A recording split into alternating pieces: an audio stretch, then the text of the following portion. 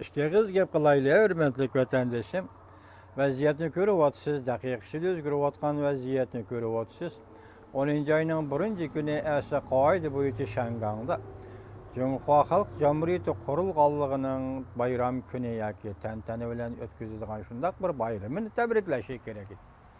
Bunun tamam aksi del şu günde bayramını tebrikleş bu yaxtı qilib, Şangang halkı koçuğu lozun kötürüp çıkıp, lozun kulağı müstakil Şangang dep şuar yazıp, koçular taraftan toplanıp hükümet binasının aldığı kel. Şundaqla hayvilik, diktatura şiltip atkan hükümetke qarışdı. Şundaqla yuqur besimlik siyaset yürgüzüp atkan hükümetke, Şangang memuriyetiga ve onun keyindeki Beijing hükümetinin yuqur besimlik siyasetiga qarışdı. Del şu günü 10. ayının 1. günü İspaniyanın Kataloniya avtonom rayonida mustaqillik talep qilib kishilar referendum umumiy xalq ovoz berishga o'tganda ko'chalarga chiqqanda tuyuqsizlar saqchilarning qo'pollik bilan aralashib o'tirda ziddiyat keltirib chiqarishi natijasida İspaniya namoyishchilari yaralandi. To'qinish bo'ldi saqchilar bilan mustaqillik talab qilguvchilar o'rtasida to'qinish bo'ldi. Bununla ajablanadigan hech qanday bir yerimiz yo'q. Lekin hozir ikki hodisa ikki tarafda yuz beryapti. Biri Şangangda, Sharqda. Sharqdagi bir marvoyit ko'z deb ataladigan Şangang shahrida yuz berayotgan namoyish mustaqillik talab qilish, ya'ni birisi G'arbning eng chetidagi G'arb davlat İspaniya, Kataloniya avtonom rayonida yuz berayotgan voqea, ya'ni mustaqillik talab qilish. Birinchisi Şangangdagisi tinch yo'l bilan o'tdi va tinch yo'l bilan oxirlashdi. Lekin İspaniyada yuz bergan namoyish va referendum bilan tashlash qolliq voqeaga to'qinishga yuz berdi. Bu bir jarayon, hurmatli vatandoshlar. Siz shu vaqtda nimani tasavvur qilasiz, nimani o'ylaysiz? Dal mushundaq payt, mushundaq momentda, mushundaq vaqtlarda yoki buningdan burungi zamon yoki makon ichida 1991-yili 4-ayning 5-kuni, 1997-yili 2-ayning 5-kuni, 2009-yili 4-ayning 5-kuni, 2014-yili 7-ayning 28-kuni xuddi mushuning o'xshash namoyish. Mustamlik Uyg'uriston degani Xitoy Xinjiang Uyg'ur avtonom rayon deb ataladigan rayonda yuz bergan edi. Bularning taqdiri nima bo'ldi? Qismati qanday oxirlashdi?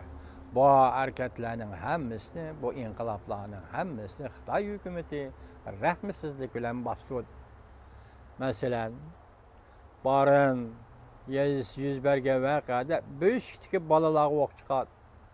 Masalan, ilvelkisi G'uljida yuz bergan voqeada namoyishchilarni tutib kelib bog'lab, qishqaroqda sovuq suv ichib, to'ng tutib o'ldirdi.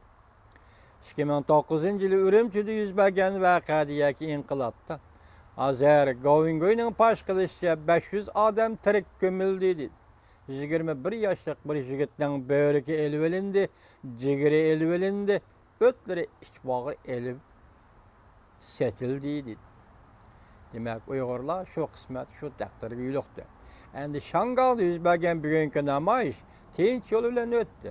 Xitoy bostiraman demadi, bostiraman deb tahdidmi ishlatmadi, bostirishga askariy va soqchi qismlarni chiqarmadi. Lekin İspaniyadagi referendum umumiy xalq bilan tashlash bostirishga o'xshadi. Qon to'kildi. Hozirgi dunyo qarasangiz, mushkullarda 2-3 kun ichida yuz bergan voqealar qarasangiz, Iroqda Kurdistonning mustaqillik referendum tashlab 92-93% xalqning mustaqillik uchun ovoz berganligini, referendumda ovoz qo'yganligini ko'rdingiz.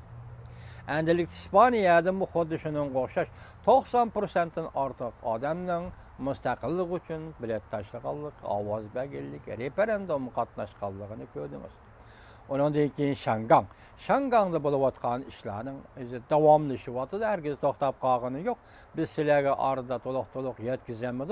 Endi bugun 10-ayning 1-kuni Şangangda ko'tarilgan lozunga namoyishchilar to'plab chiqqan shuar mustaqillik. Biroq shunga diqqat qilingki, mayli u Xitoyga qarshi turadigan o'qituvchi torbiyatlar bo'lsin, mayli u Xitoydan yoshirin pul olib xarjlaydigan torbiyatlar bo'lsin, hammasi birdek Shangangdagi namoyishni hayviylik huquqchilikqa qarshi turish deb mavzu qo'yib xabar qilgan bo'lsa, hargiz Shanganglik mustaqillik talab qildi degan so'zni ishlatmadi. Demek siz bundan nimeni ko'rib olasiz? Bu Xitoyning vatanparvarligini emas, bu Xitoy torbiyat boshqaruvchilarining millatchiligini ko'rib olsangiz bo'ldi, hurmatli vatandoshlar. Endi shuning bilan birga hozir bu 3 hodisdan boshqa Tayvanda ko'tarilgan hodisa nima? Masalan, o'tganda men eg'izga olib o'tdim, Laychingdi apandi ma'muriy palataning boshlig'i Tayvan mustaqil. Tayvan mustaqil bo'lish kerak, Tayvan mustaqil. Bu hozir Tayvanda avj oldi. Jamoat fikriga aylandi. Shuning munosabatda yak shuning oldi kaynida, yak shuningdan bir hafta burun prezident Tsai Ing-wen, Tayvanning prezidenti Tsai Ing-wen nima dedi? Asosiy qonunni isloh qilish dedi. Men yaqinda torbiyatida g'ilpal bilan ko'rib qoldim. Hozir 19-qurultoy echilyapti Jungoda. Kelar yili Jungomu asosiy qonunni o'zgartirishga tayyorlik qilib o'tibdi. Bu cho'ng burilish. İntayin zor buruluş. Gap, sen asası kanunu qanday o'zgartirishing mumkin? Bu Tayvandagi demokratik davlatlarda asası kanunu o'zgartirish degan gap bu yezilib bo'lgandan keyin bitgandan keyin umumiy xalq ovozi qo'yib buni tasdiqlaydigan gap. Ovoz berish bilan tasdiqlaydigan gap. Lekin dunyoda ajoyib bir davlat borki, uning ismi Jungo, u qanday qonun tuzadigan bo'lsa, shu qarib ketgan 80-90 yosh kirgan parlament a'zosi, xalq vakillar qurultayi, siyosiy kengash a'zosi, xalq vakillar a'zosi, siyosiy kengashlari bu qonunni tuzib yo'l qo'ydi deb qo'yaverdi. Bu qonun nima? Qonun qanday tuzildi, qanday ijro qilindi? Kim ijro qiladi? Ijro qiladigan sub'ekt kim? Ijro qilinadigan obyekt kim? Bu qonunni kim yo'lga qo'ydi? Kimning ustidan yo'lga qo'ydi? Gap mana shu. Hech qanday gap. Bu qonun tuziladi, demak o davlatning irodasi bo'ladi. Xitoy millatining irodasi bo'ladi. Tayvandagi Tibetdagi millatlarga diktator yurgizdi. Mana bu Xitoycha qonun bo'ldi. Anlik Tayvanda mush ko'tarilayotgan bir hodisa, inchga, nozik bog'lanib kelgan bir ish. Yaqinda mana 10-oyning biri 9-oyning 30-idami Amerika Qo'shma Shtatlar davlat mahkamasining to'rbetini yengilab bat o'zgartirish bilan shug'ullanganda aslidagi Tayvan degan voqeaga tonishtirish yetakchisiga kelganda bu qatim Tayvan degan davlatning xaritasini qoldirib, uning bayrog'i, Gomindanning bayrog'i elib tashlandi. Hozir bu to'g'rida g'ulg'uli noyit ko'p. Hozir ahmoq akiyuvchi Xitoylar xo'sh bo'lib ketdi torbeti ichida. Mana Amerika Qo'shma Shtatlari Gomindanni inkor qildi. Ahmoq.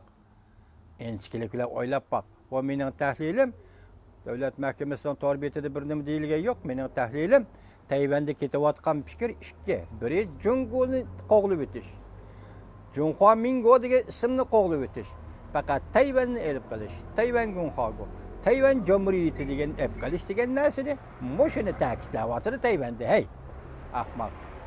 Bu yerda hozir Amerika Qo'shma Shtatlarining davlat mahkamasi Junhua Mingoni o'chadi, deputati o'chadi deb qo'shib ketma. Buni qanday tahlil qilsang bo'ladi? Hozir Tayvanliklar qanday tahlil qilyapti buni bilmaymiz.